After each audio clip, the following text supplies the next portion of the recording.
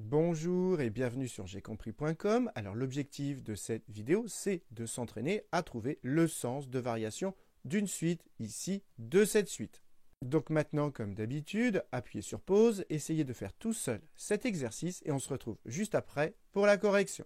Donc allons-y, corrigeons cet exercice. Et une technique très classique pour étudier le sens de variation d'une suite, je vous l'ai rappelé ici, c'est de calculer un plus 1 moins un. Ensuite, on cherche le signe de un plus 1 moins un.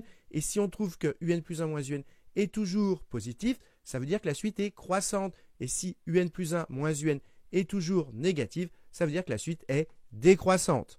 Donc, allons-y, calculons un plus 1 moins un plus 1 moins un. Et pour avoir un plus 1, eh bien, on prend la formule avec un et on remplace n par n plus 1. Comme ça nous fait un plus 1. Donc, partout, je remplace n par n plus 1. Donc ici, ça me fait n plus 1 sur, je remplace partout, n par n plus 1. Donc 3 puissance n plus 1.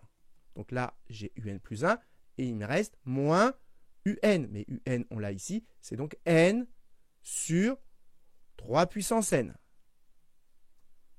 Donc voilà, ici, on a calculé un plus 1 moins un. Et maintenant, deuxième étape, il faut trouver le signe de un plus 1 moins un. Autrement dit, il faut trouver le signe de cette expression. Et je vous l'ai rappelé ici, pour trouver le signe d'une expression, il faut penser à mettre au même dénominateur. C'est ce qu'on va faire maintenant.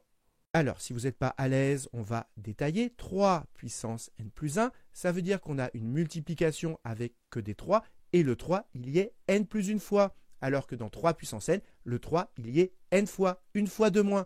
Et donc, si on veut avoir le même dénominateur, eh bien, il faut qu'on ait le même nombre de fois le 3, comme ici, il est n plus une fois et là, n fois. Eh bien, ici, on va rajouter un fois 3 pour l'avoir n plus une fois. Mais si on multiplie en bas par 3, pour compenser, pour ne rien changer, il faut également multiplier par 3 en haut.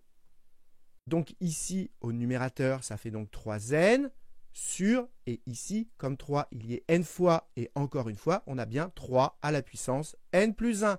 Et maintenant, comme on a le même dénominateur, eh bien, on peut regrouper les deux fractions. Donc ici, au dénominateur, ça nous fait 3 puissance n plus 1.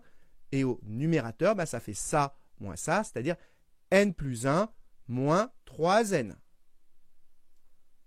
Et maintenant, il n'y a plus qu'à arranger. N moins 3n, ça fait donc moins 2n plus 1.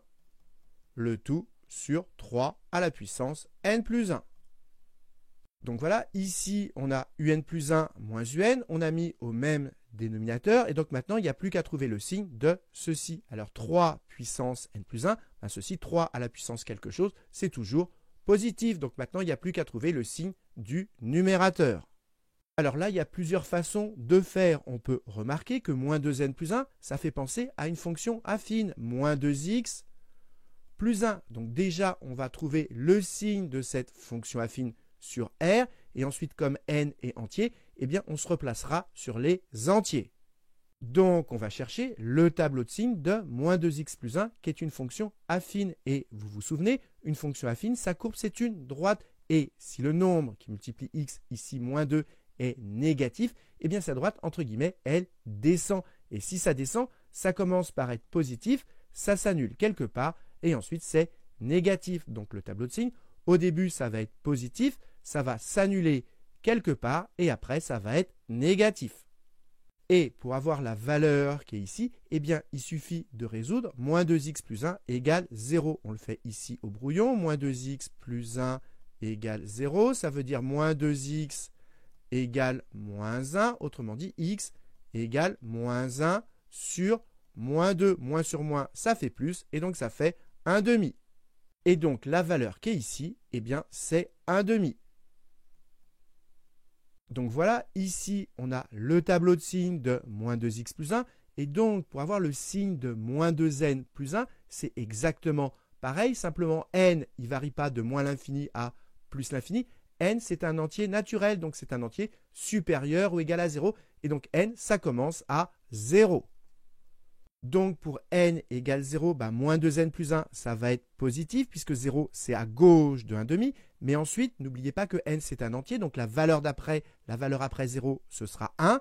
Eh bien, on va passer à droite de 1/2 et donc on va basculer en négatif. Et donc à partir de 1 et les entiers d'après, eh bien ce sera toujours négatif et donc moins 2n plus 1 sera toujours négatif à partir de 1. Et donc j'écris que pour n supérieur ou égal à 1, eh bien après 0 ce sera strictement négatif et donc moins 2n plus 1 sera strictement négatif. Donc le numérateur est strictement négatif, le dénominateur c'est positif et donc ça veut dire que l'ensemble va être négatif et donc un plus 1 moins un va être strictement négatif pour n supérieur ou égal à 1.